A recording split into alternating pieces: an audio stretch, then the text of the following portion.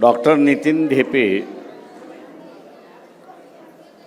सोमनाथ सूर्यवंशी, त्याच्याचबरोबर रवी गायकवाड,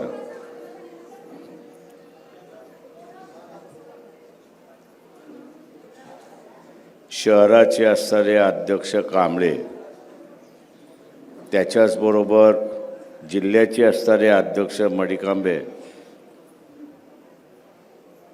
सर्वांचीच नावं घेत नाही. सन्माननीय व्यासपीठ, उपस्थित बंधूंनो, भगिनींनो आणि बालमित्र,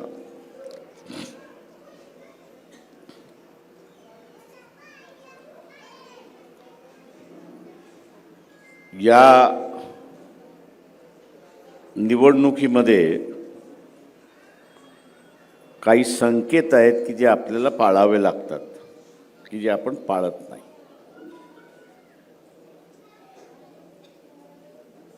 ते संकेत काही आहेत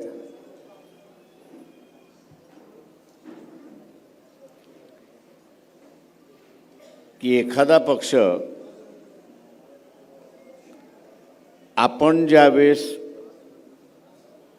त्याच्या संदर्भातलं एक ग्रह करून घेतो,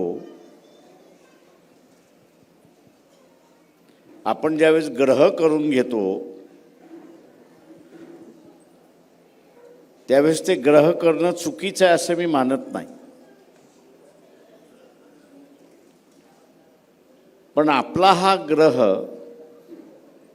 आपली ही भूमिका त्या पक्षाच्या संदर्भात तो वास्तवामध्ये उतरवतो का हे पाहणं महत्त्वाचं आहे. आज आपण असला इथला मुस्लिम समूह बघितला तर तो म्हणतो मी काँग्रेसला मतदान देतो, पण माझ्या अडीअडचणीमध्ये काँग्रेसवाले मला कुठेच दिसत नाही. माझ्या अडीअडचणीमध्ये काँग्रेसवाले कुठेच दिसत नाही.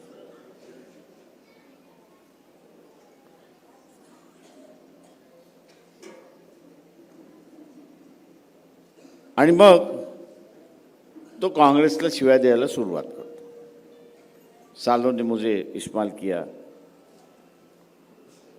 अनेक असं त्याची विधानं निघतात.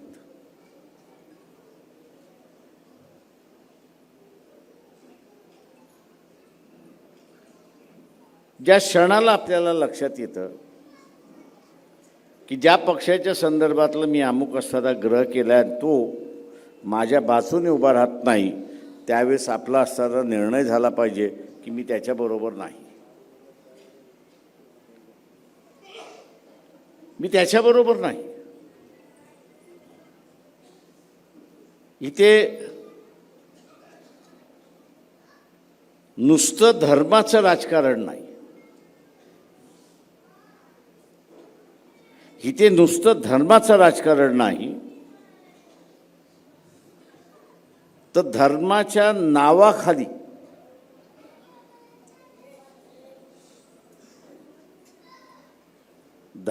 नावाखाली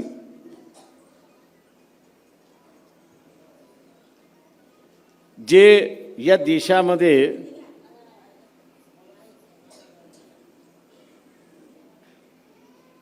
पुरोगामी विचाराचे किंवा बदलाव ह्या विचाराचे बदल झाला पाहिजे,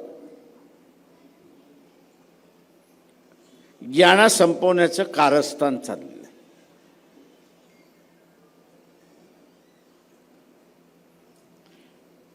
यामध्ये कारस्थान चाललेलं आहे. हे कारस्थान जर आपल्याला ओळखता आलं नाही तर आपण त्याला बळी पडतो. आपण त्याला असताना बळी पडतो अशी असणारी परिस्थिती आहे.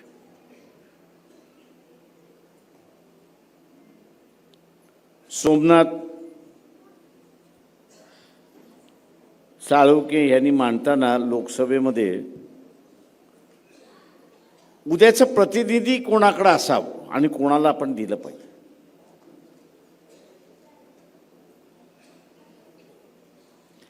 याचा जर आपण असा विचार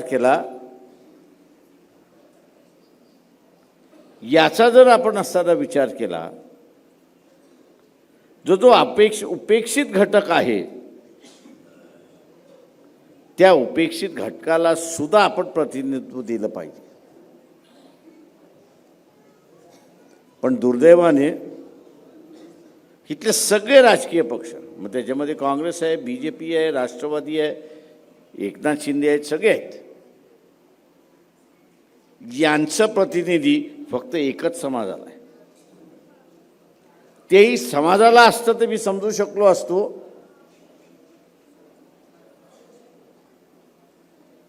की न्याय आहे, पण ते तिथल्या मराठा समाजाला नाही.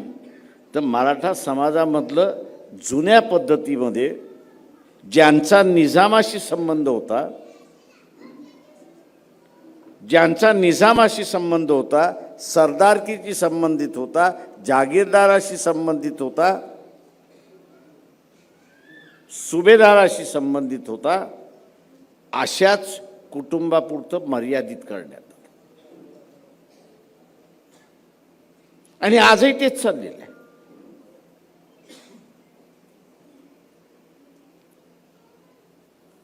दुर्दैव आहे असं मी म्हणेन की फुले शाहू आंबेडकरी चळवळीतला कार्यकर्ता हा समाज व्यवस्थेचा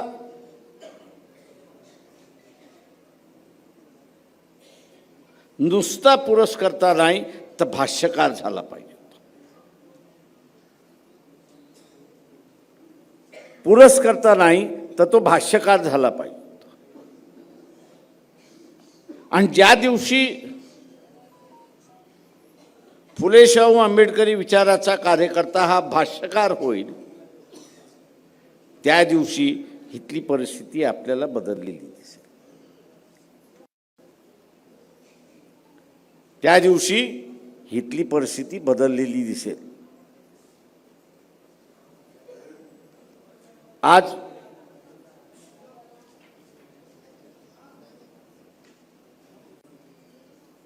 हे भाष्यकार न झाल्यामुळे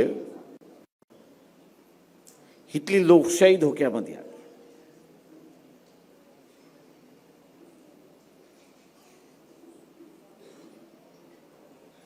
इथली लोकशाही धोक्यामध्ये आली आहे.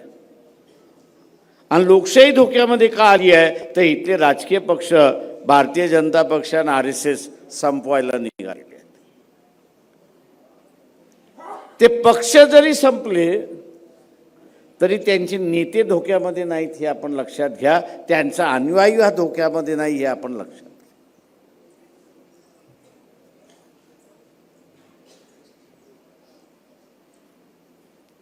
त्याचा अनुयायी धोक्यात नाही आहे आणि त्याचा नेताही धोक्यात नाही आहे. याचं कारण त्याला एकच करावं लागतं आणि ते म्हणजे RSS भारतीय जनता पक्षामध्ये प्रवेश करून स्वतःचं शुद्धीकरण करून घ्यावं लागतं. स्वतःचं शुद्धीकरण करून घ्यावं लागतं आणि त्यांचा पुरस्कर्ता व्हावं लागतं. म्हणजे हळूहळू राजकीय पक्ष संपले तर एकच पक्षाची सत्ता राहते आणि एकच पक्षाची सत्ता राहिली तर ती हुकुमशहाची सरकार आहे हे लक्षात घ्या.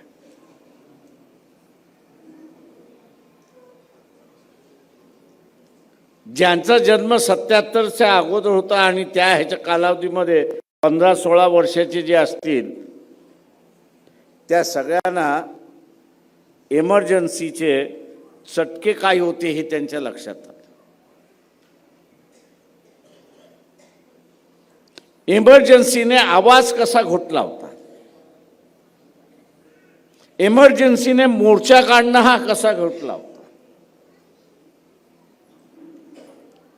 इमर्जन्सीने तुम्ही कोणाच्या विरोधात बोलू शकत नव्हता अशी असणारी परिस्थिती आहे. आणि सरकारने दिलेल्या निर्णयाच्या विरोधात करत असाल तर तुम्ही जेलमध्ये गेलात अशी असताना परिस्थिती आहे.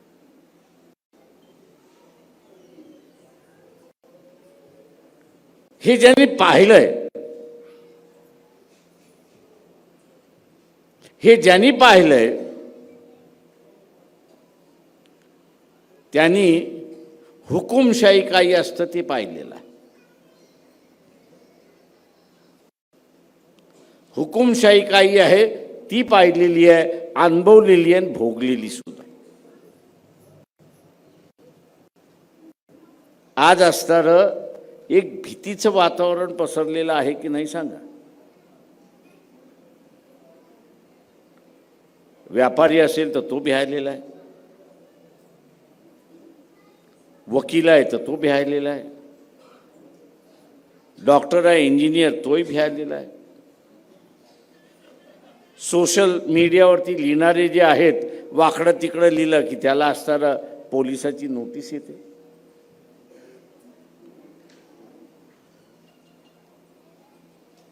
एक काळ असा होता की मी इथल्या असणाऱ्या सामाजिक जीवनामध्ये आहे, मी इथल्या असणाऱ्या राजकीय जीवनामध्ये आहे किंवा लोकांमध्ये आहे तर माझ्यावरती टीका होणारच. मग ती जरी टीका सुद्धा होईल,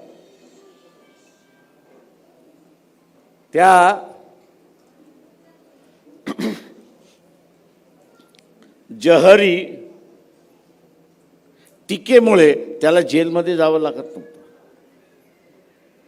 त्या टीकेमुळे त्याला असताना पोलीस स्टेशनमध्ये जावं लागत नव्हतं, त्याला कोर्टामध्ये जावं लागत नव्हतं. आज आपण बघत असाल की तुम्ही एकावरती सुद्धा टीका केली की गेला आतमध्ये. यालाच लोकशाही धोक्यामध्ये आलेली आहे हे आपण लक्षात घ्या. आणि ही लोकशाही वाचवणं ही फुले शाहू आंबेडकरी विचाराचं नुसतं कार्य नाही तर कर्तव्य असं मी त्या ठिकाणी मानतो.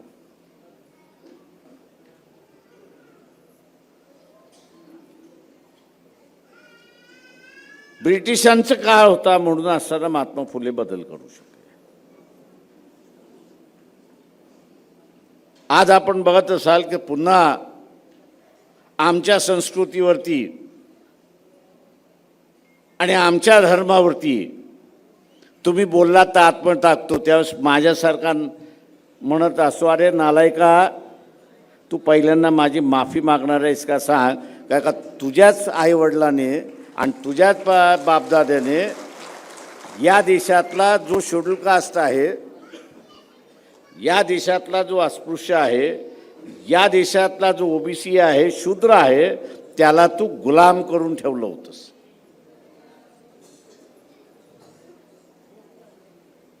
आणि गुलाम करणारे कोणतं? RSS BJP यांची वंशावळ आहे.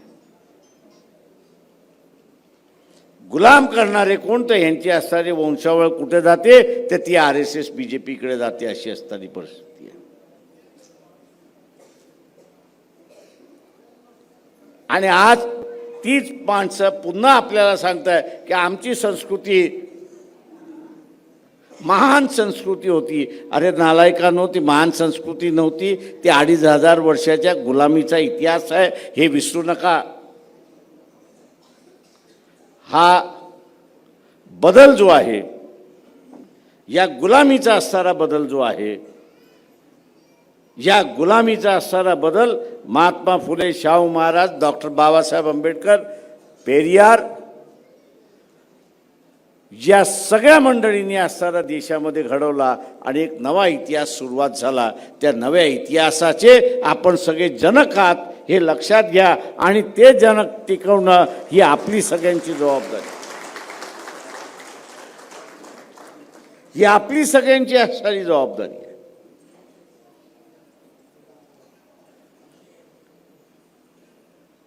याचा कुठे नाही कुठेतरी भडका होणार हे बाबासाहेबांना दिसत होतं, जाणवत होतं. आणि म्हणून बनारस विश्वविद्यालयापुढे भाषण करताना त्यांनी सांगितले की तुमच्याकडे दोन मार्ग आहेत. एक संविधानाचा मार्ग आहे आणि एक मनुवाद्याचा मार्ग आहे. एक संविधानाचा मार्ग आहे आणि एक मनुवाद्याचा मार्ग आहे.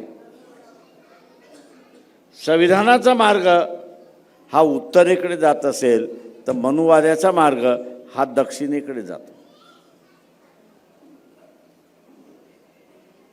हा दक्षिणेकडे जातो.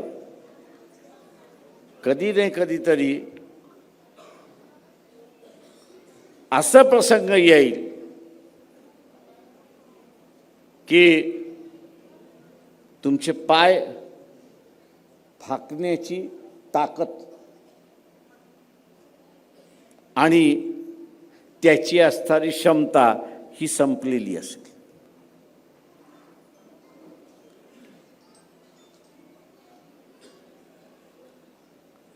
काका एक पाय उत्तरेला दुसरा पाय दक्षिणेला, तो उत्तरेचा पाय तुम्ही पाय किती ओढू शकता आणि दक्षिणेतला पाय किती ओढू शकता त्याची क्षमता संपली तर शरीराचे ताण आणि दोन हिस्से बाबासाहेबांना जे सूचित करायचं होतं की कुठे नाही कुठेतरी हा संघर्ष येणार आहे आणि म्हणून त्यांनी लोकांना त्यावेळेस सांगितलं की एक तर संविधानाचा मार्ग निवडा, नाही तर मनुवाद्याचा मार्ग निवडा. आता तुम्हाला मनुवाद्याचा मार्ग स्वीकारायचा आहे का? आता मनुवाद्याचा मार्ग स्वीकारायचा नसेल तर मग आपल्याला अधिक लोक आपल्या बाजूने करून घ्यायची की नाही, आणि अधिक लोक आपल्या बाजूने घ्यायचं असेल तर आपल्याला आपल्या विचाराचा भाष्यकार आपण झाला पाहिजे.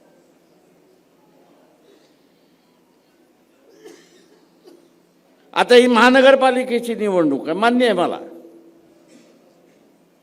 किती दिवसानंतर पाणी येते?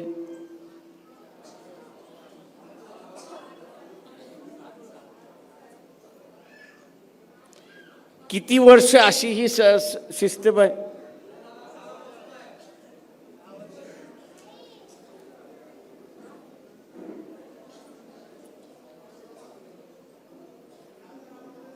आता भाष्यकार व्हायचं असेल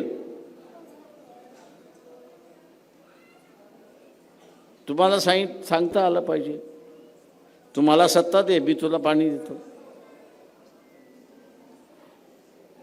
ज्यांनी 10 वर्ष नागवलं त्याला असताना पुन्हा मतदान देणार असेल तर अजून 10 वर्ष तुला नागवत बसेल. हा वस्ती पातळीपर्यंत आपण प्रचार जोपर्यंत घेऊन जात नाही, वस्ती पातळीपर्यंत आपण जो प्रचार घेऊन जात नाही तोपर्यंत तो जो ग्रासलेला माणूस आहे, सामान्य माणूसाला ग्रासलेला आहे, त्याला असताना विचार करायला संधी नाही. सकाळी 8 वाजता निघतो, संध्याकाळी 6 साडेसहा वाजता येतो, थकलेला आहे, मारतो एक बाटली आणि जाऊन झोपतो.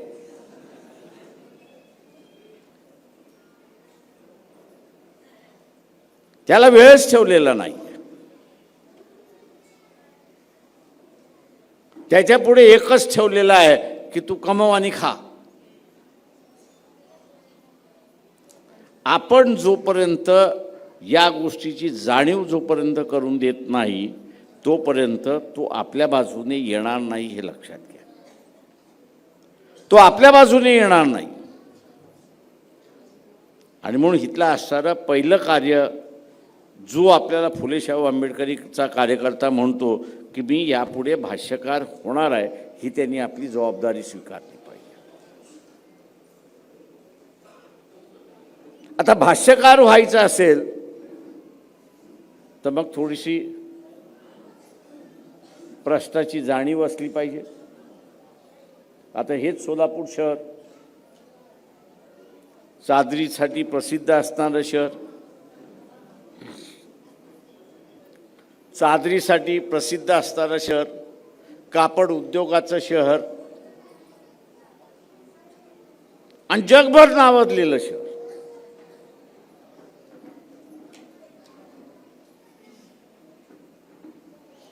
आज असणारं, आज जे आहे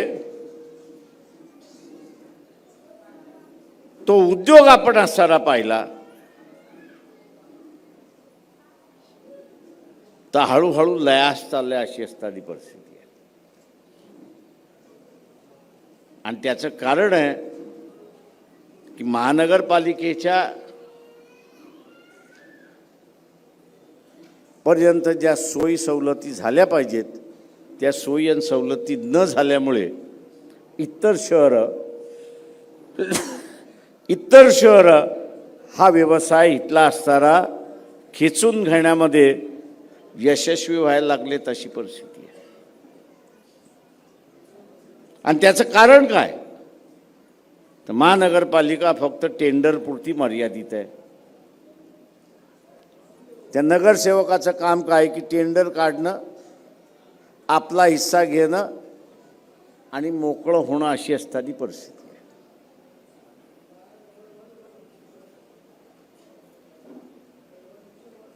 मोकळं होणं आज परिस्थिती आहे. आज जसा मी म्हणतो की इथला विरोधी पक्षच नाही आहे.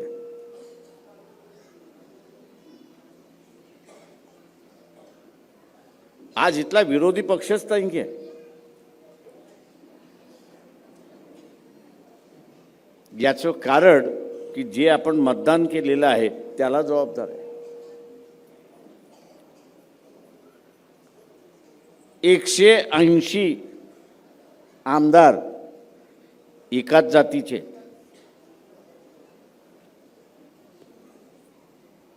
महाराष्ट्राच्या विधानसभेमध्ये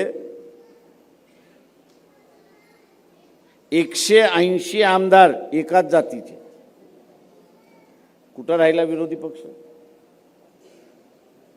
कुठं राहिला विरोधी पक्ष? विरोधी पक्षाचं काम करायचं तर आपल्या जातीच्या विरोधात बोलायचं. काय का मंत्री आपल्या जातीचा आहे, मुख्यमंत्री फक्त आपल्या जातीचा नाही. आणि म्हणून आपण बघत असाल की या मुख्यमंत्र्याला काढून टाका याच्यासाठी असताना अनेक खटाटोप चाललेले असतात.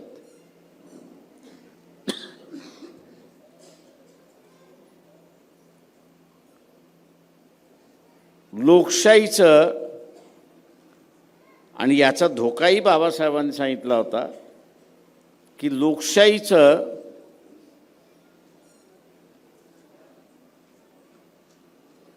जातीय लोकशाही करण्यामध्ये काही जण प्रयत्नात राहतील आणि ते जर यशस्वी झालं तर इतर समूहाला कुठंच जागा राहणार नाही अशी असणारी परिस्थिती आहे.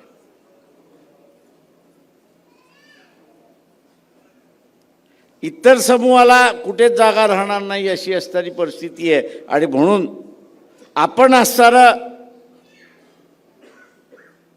जे भाष्यकार झालं पाहिजे ते आपण असणारा सांगितलं पाहिजे की इथला असणारा सत्ताधारी पक्ष असेल किंवा विरोधी पक्ष असेल त्यांनी दिलेला उमेदवार हा एकाच जातीचा आहे का पहिल्यांदा बघा. त्या मतदारसंघामध्ये एकाच जातीचा उमेदवार आहे का बघा. आणि ते जर आला असेल तर एका अपक्षाला धरा आणि त्याला निवडून आणा.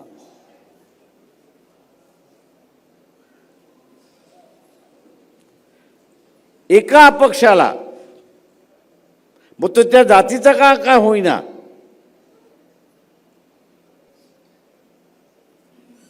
एका अपक्षाला असणारा निवडून आणा. कारण निर्णय झालेला असतो या सगळ्या पक्षांच्या पातळीवरती की आपण असणारा आपल्याच समाजाच्या उमेदवाराला तिथे द्यावं.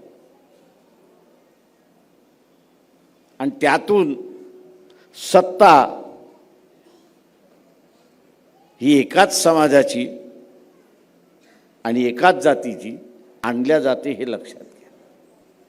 याचं जर आपण भाष्यकार झालो नाही तर आपण फुले शाहू आंबेडकर विचाराचे नाहीत.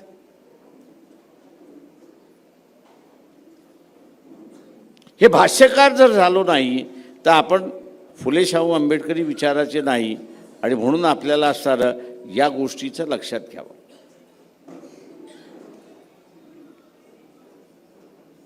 सत्ता ही सार्वत्रिक असली पाहिजे. खरा कार्यकर्ता आहे तो असणारा निवडून गेला पाहिजे. हे आपण जोपासत आलेलो आहोत. हे आपण जोपासत आलेलो आहोत. आणि जोपासत आल्यामुळे स्टॅम्प काय मारला की ही बी टीम. मी आज त्या सगळ्या नालायकांना म्हणत असतो, बी टीम ठेवणाऱ्या नालायकांना म्हणत असतो की या माझ्याबरोबर.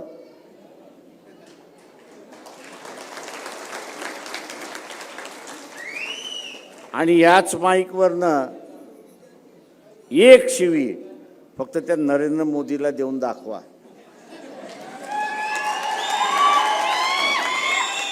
तुमच्यात दम असेल, तुमच्यात दम असेल तर एक शिवी देऊन दाखवा. त्यांना माहित आहे शिवी काय ब्र जरी काढला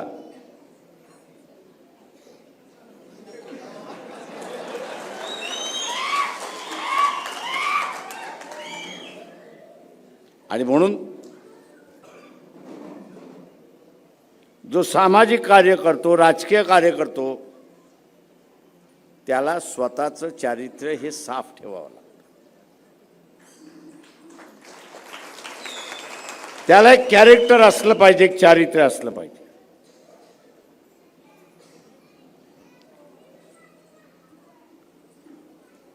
चारित्र्य असलं पाहिजे त्याचं.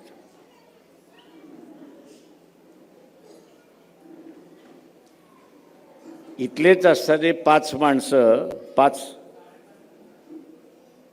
मुस्लिम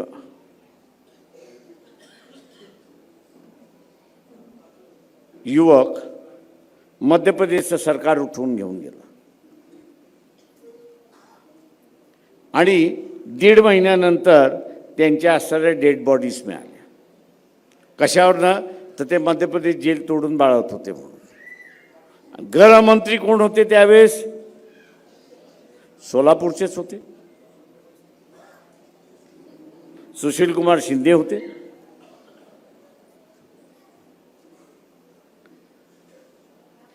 सुशील कुमार शिंदेच होते. पण आपल्या मतदारसंघातले 5 मुस्लिम मुलं चुकीच्या पद्धतीने असताना त्या ठिकाणी पकडल्या. मध्य प्रदेशचे पोलीस घेऊन गेलेत. त्यांना वाचवावं अजिबात नाही. मुसलमानांची जी हालत आहे आज ती याच कारणावरून आहे की आपल्यावरती अन्याय झाला आणि अन्याय करणारा जो आहे त्याच्या विरोधात ती जात नाही.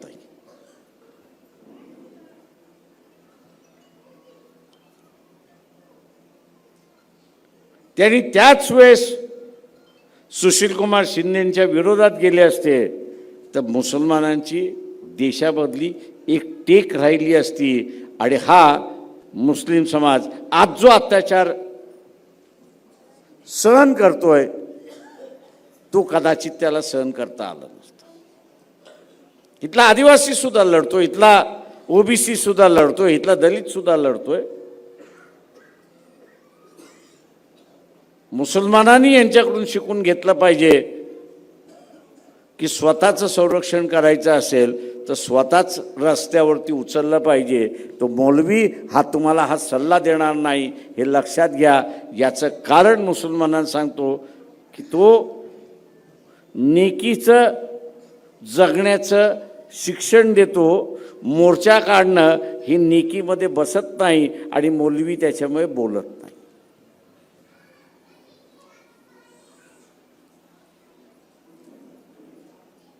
आणि म्हणून माझं आव्हान आहे आपल्या सगळ्यांना, उद्याची युती होईल न होईल उद्याची युती होईल न होईल, स्वतःची हिंमत हारता कामा नये हे पहिल्यांदा लक्षात.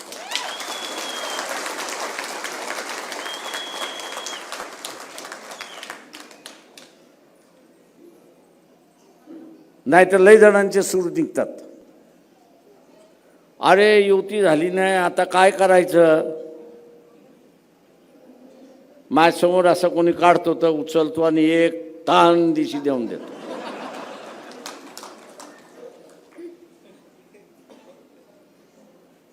अख्खा बीजा त्याचा हल्ला की मग तो जाग्यावरती येतो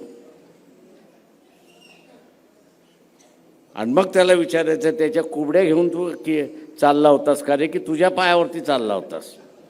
नाही म्हणतो मी माझ्या पायावरती चाललो होतो. मग अजून एक वाजवून द्यायची की आता तुला तुझ्या पायावरती चालायचं. आणि हे कार्य तुम्हाला केलं पाहिजे, कारण का असे लय बाजार भोंगे आहेत की इलेक्शनमध्ये लोकांच्या मानसिक ताबा घेण्याचा प्रयत्न करतात, नामोहरण करण्याचा प्रयत्न. अरे झाली नाही होती, आता कसं काय होणार, काय होणार, अरे काय होणार म्हणजे.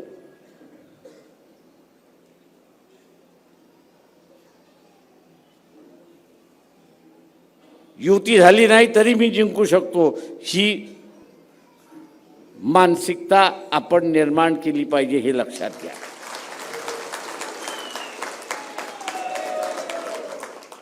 ही मानसिकता आपण निर्माण केली पाहिजे.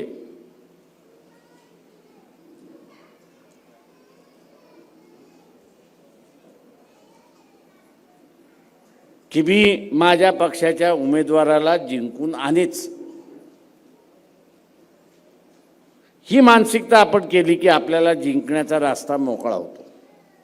हा कसा निवडून येणार ही जर आपण मानसिकता केली तर अडचण ही आहे, अडचण ही आहे, अडचण ही आहे, अडचण ही आहे, याचाच पाडा आपण वाचत बसतो. म्हणजे आपण आपल्या उमेदवाराला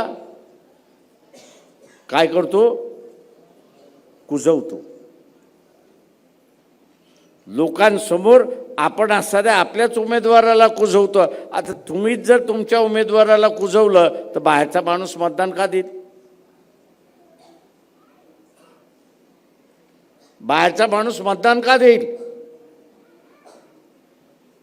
तेव्हा आपली भूमिका असली पाहिजे की माझा उमेदवारच जिंकणार.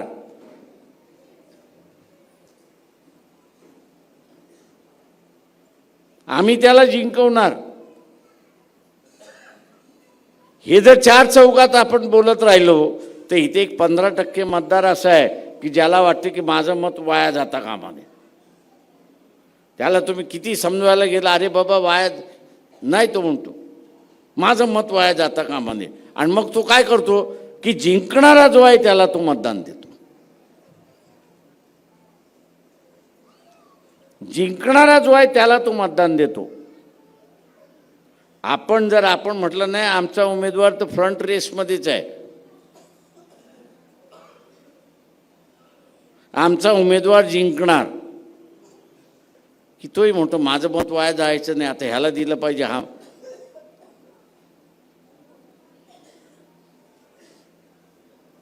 तेव्हा हा जो सगळा भाग आहे तो महत्त्वाचा आहे असं मी मानतो.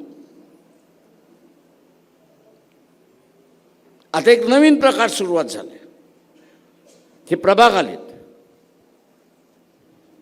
मला 2-4 कार्यकर्त्यांचे फोन आले, सर आपण असणारे ह्या सगळ्या प्रभागामध्ये बौद्ध उभे करू.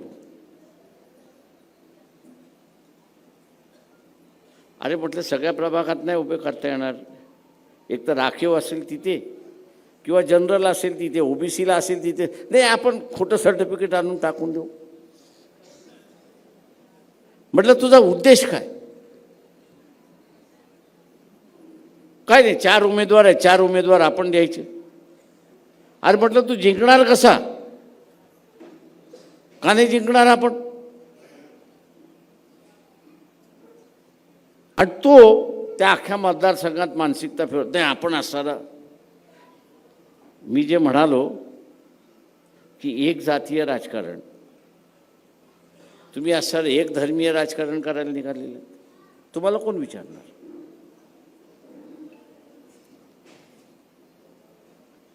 राजकारण आणि राजकीय पक्ष हे माणसाला केंद्रबिंदू म्हणून चालले पाहिजे.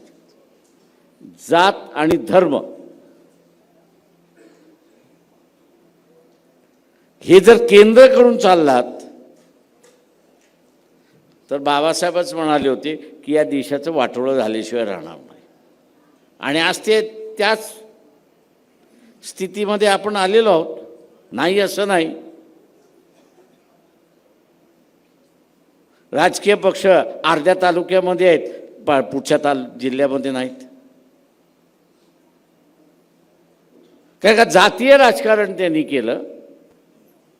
जिथे जातीचा कार्यकर्ता मिळाला तिथं तो टिकला, जिथं जातीचा कार्यकर्ता मिळाला नाही तिथं त्याचा पक्षाचं अस्तित्वच नाही.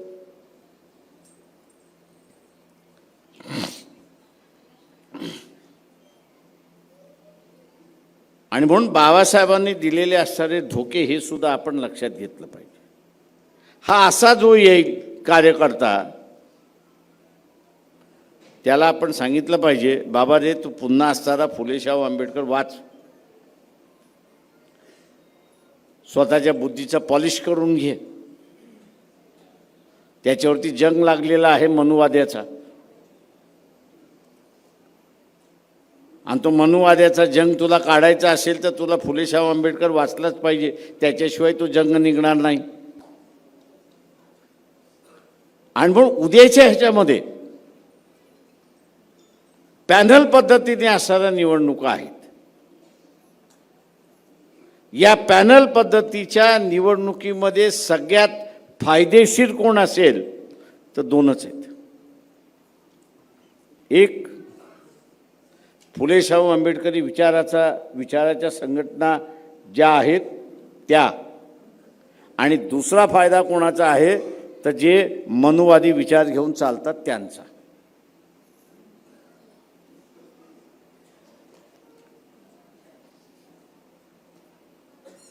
कसं मला सांगा बरं जरा. या दोघांचाच फायदा आहे, तिसऱ्याचा फायदा नाही. कसं मला सांगा.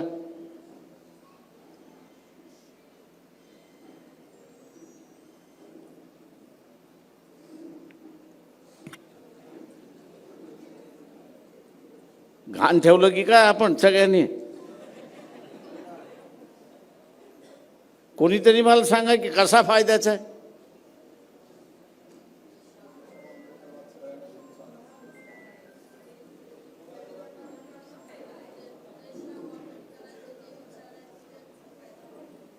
कसा?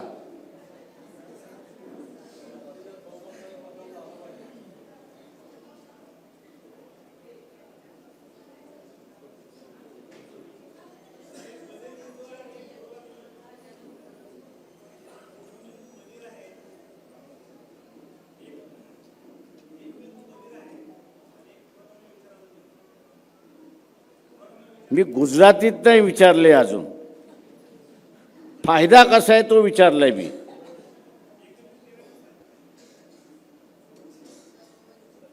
तुम्ही सगळ्यांनी असणारं दुर्दैवाने आपली स्वतःची बुद्धी आहे ना खुंटीला अडकलेली आहे. आणि ती खुंटीला अडकल्यामुळे तुम्हाला असणारं प्लॅनिंग कसं करावं याचा आता पिता नाही.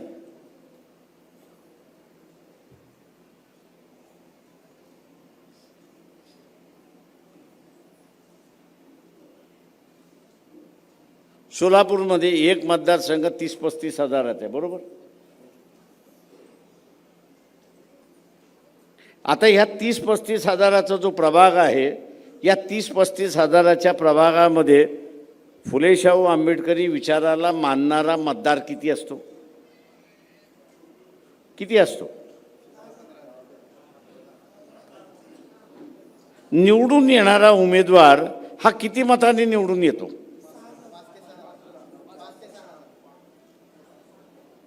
आता प्रत्येक फुले शाहू आंबेडकरी विचाराचा 15,000चा मतदान आहे, त्यांनी त्या 4 उमेदवारांना दिलं तर काय होणार? काय होणार? काय होणार?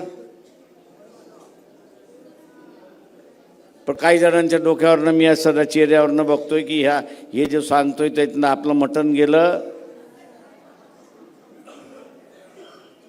महात्मा गांधी आपला गेला आणि खायदोसही गेला.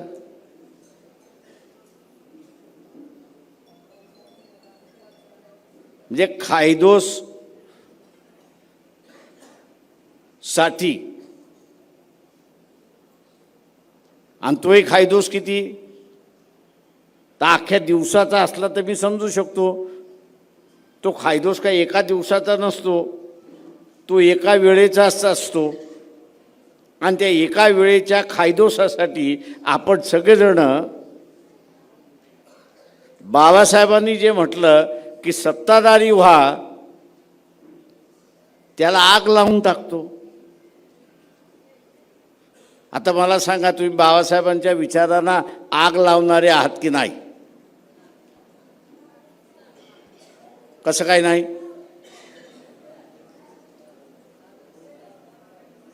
कसं काय नाही मला सांगा ना. आग लागते कशाने? तर खायदोसाने. ज्यांनी ज्यांनी खायदोस घेतला त्यांनी बाबासाहेबांच्या विचाराला, महात्मा फुलेच्या विचाराला, शाहू महाराजांच्या विचाराला आग लावून टाकली. एवढं लक्षात घ्या.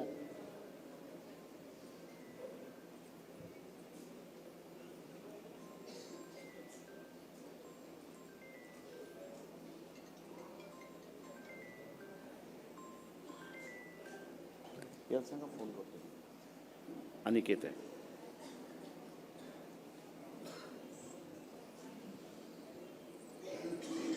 आता तुम्ही जर आग लावलीत तर फुले शाहू आंबेडकरी विचार या देशामध्ये वाचणार कसा? तुम्ही पुन्हा अवस्था अशी आणताय की बुद्ध जिवंत राहिला, भगवान बुद्ध जिवंत राहिले. का तर त्यांचे विचार जिवंत राहिले. पण अनुयायी राहिला नाही का? अनुयायींनी आग लावला आणि पुन्हा भगवान बुद्धाला बाबासाहेबांनी 2500 वर्षांनंतर धम्मदीक्षा देऊन या देशामध्ये पुन्हा प्रस्थापित केलं.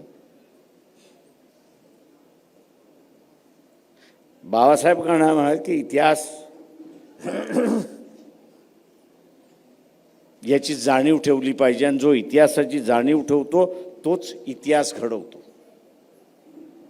आता तुम्ही जाणीव ठेवली का इतिहासाची, की बुद्धाच्या असणाऱ्या इतिहासाची, की बुद्धाला मानणारा वर्गच संपला म्हणून बौद्ध धर्म इथलं बौद्ध विचारसरणीच संपली. बौद्ध विचारसरणीच संपली. ती पुन्हा आणण्यासाठी बाबासाहेबांनी विजयादशमीला 1956ला दीक्षा घेतली आणि पुन्हा त्या विचारसरणीला मानणारा वर्ग हा पुन्हा अस्तित्वात आणला. आता तुम्ही ह्या खायदोसाने जर आग लावणार असाल, काही वर्षानंतर हाही विचार संपेल.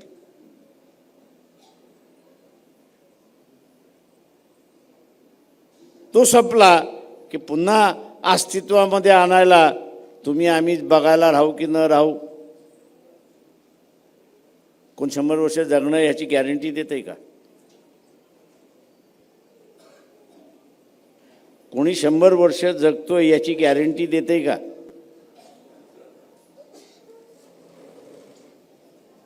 म्हणजे मला सांगा की तुम्ही तुमच्याच हाताने स्वतःच्या पुढच्या पिढीचा कसला खड्डा करताय?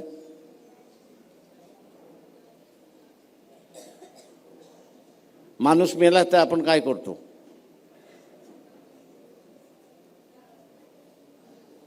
माणूस मेला तर आपण काय करतो? काय करतो? माणूस मेला तर आपण काय करतो? जाळतो किंवा काढतो. किंवा तुम्ही आता ज्यावेळेस खड्डा करताय त्यावेळेस गाडताय कोणाला? स्वतःच्याच पिढीला ना. म्हणजे इमानदारी ही माझ्या पिढीशी सुद्धा मी ठेवत नाही. तर मी कुठं असणाऱ्या इमानदारी असणाऱ्या त्या महात्मा फुले ज्याला बघितलं नाही, शाहू महाराज ज्याला बघितलं नाही, बाबासाहेब ज्याला बघितलं नाही त्याच्याशी ठेवू?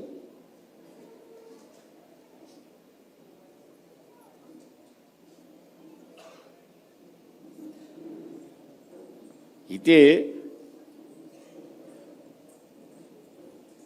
सिस्टम ही जी आहे, व्यवस्था ही जी आहे, ही आपल्याला टिकवत असते. महात्मा फुले, शाहू महाराज, बाबासाहेब आंबेडकर यांनी जी व्यवस्था निर्माण केली त्या व्यवस्थेचे आपण पाईक आहोत.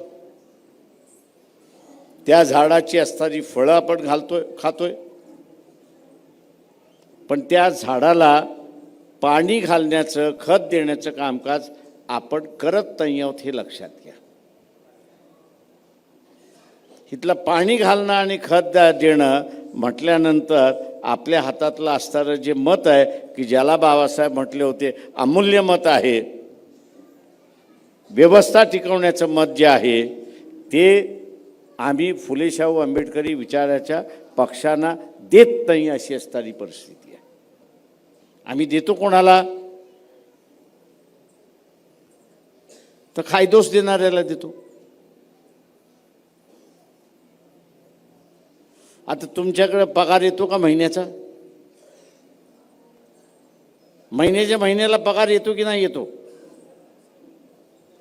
नाही येत.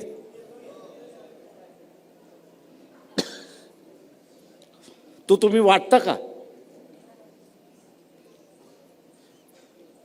तो तुम्ही वाटता का? का वाटत नाही?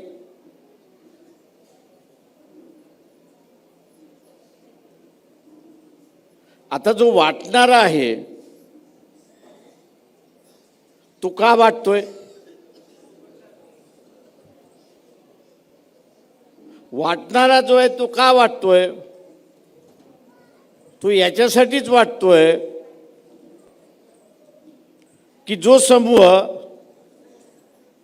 माझ्याकडे हात पसरत होता आज तो त्याच्याच दोन्ही हाताने खातोय. आणि तो पुन्हा प्रयत्न करतोय की ह्याला असणारा फसवून वाटून याचे अधिकार मला असणारा काढून घेता येतात का? याचे अधिकार मला काढून घेता येतात का ह्याच्या प्रयत्नात येतो. आणि ते खायदोस घेतली की तुम्ही त्याच्या प्रयत्नाला प्रोत्साहन देताय, हात मदत करताय.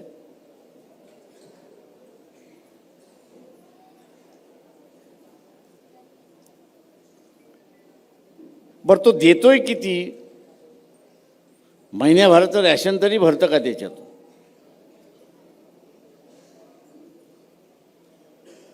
तो जे सिद्ध करायला बसलाय की इथल्या असणाऱ्या माणसाला चारित्र्य नाही.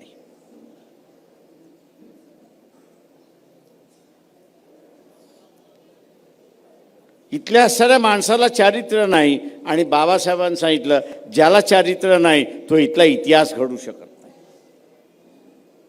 ज्याला बाबासाहेब म्हणाले की ज्यांना चारित्र्य नाही तो इथला इतिहास घडू शकत नाही.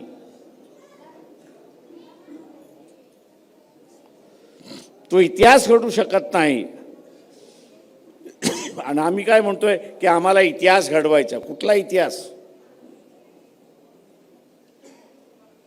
आणि म्हणून माझं आव्हान राहणार आहे आपल्या सगळ्यांना, उद्या युती हो न हो, झाली तर फार चांगलं, नाही झाली तरी मी जिंकणारच या भूमिकेने आपण असणारा उतरलं पाहिजे.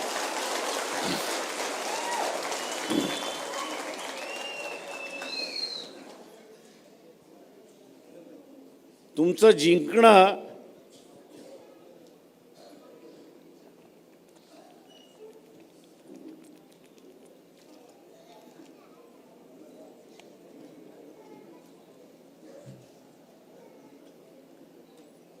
जिंकणं मी मगाशी सांगितल्याप्रमाणे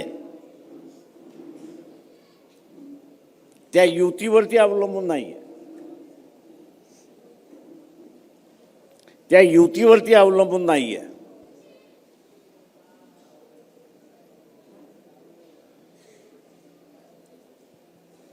तुमचं जिंकणं हे तुमच्या ताकदीचं असणारं जिंकणं आहे, हे लक्षात घ्या. आणि ज्यावेळेस आपण युती करतो त्यावेळेस एक लक्षात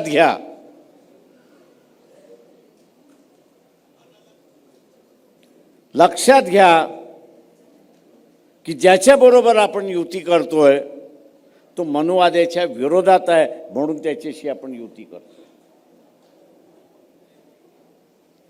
हा मनुवादाच्या विरोधात आहे, याची सुद्धा ताकद शिल्लक राहिली पाहिजे, म्हणून आपण असताना त्या ठिकाणी युती करतो. ज्या क्षणाला ज्याच्याबरोबर युती करतोय हा समोरच्याचं बावलं होणार असेल तर त्याला फेकून नेण्याची ताकद, चल हट,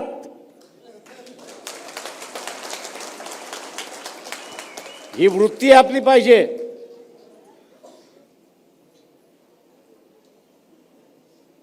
मी माझा लढा लढू शकतो,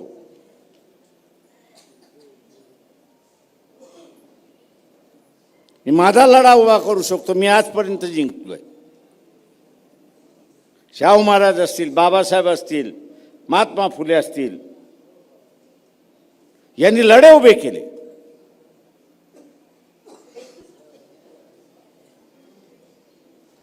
आणि ते यशस्वी झाले. ते म्हणाले अरे हा आला पाहिजे, तो आला पाहिजे, तो आला पाहिजे, तो आला पाहिजे, अजिबात नाही.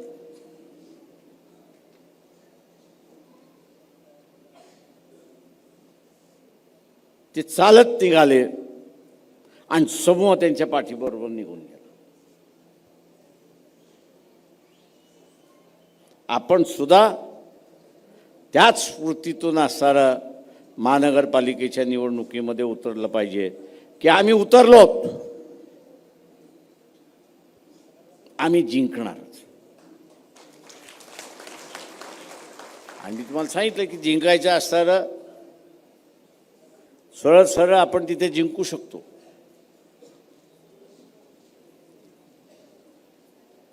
आपल्याला कोणाची मदत नको जिंकायला, पण समोरच्याला मदत पाहिजे जिंकायची, म्हणून आपण समझोता करतो. पण दुर्दैवाने मानसिकता ही आपण निर्माण करत नाही की मी माझा जिंकू शकतो.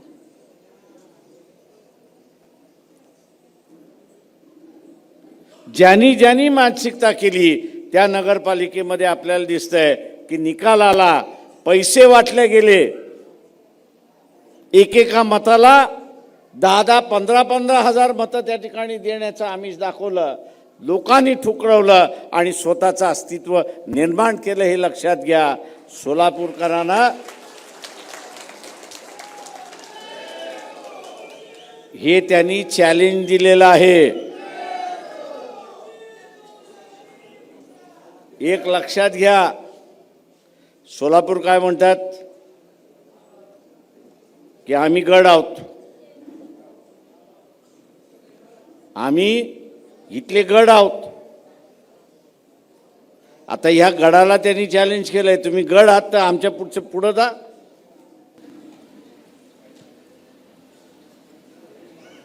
तुम्ही गड आहे तर आमच्यापेक्षा पुढे जा. आम्ही गड नव्हतोच, पण आम्ही आमचं अस्तित्व निर्माण केलं. वंचित बहुजन आघाडीचं जे पॅनल आहे त्या पॅनलला 4 उमेदवारांना त्यांची जी निशाणी असेल त्यालाच माझं मतदान जाणार. तो हारो की जिंको,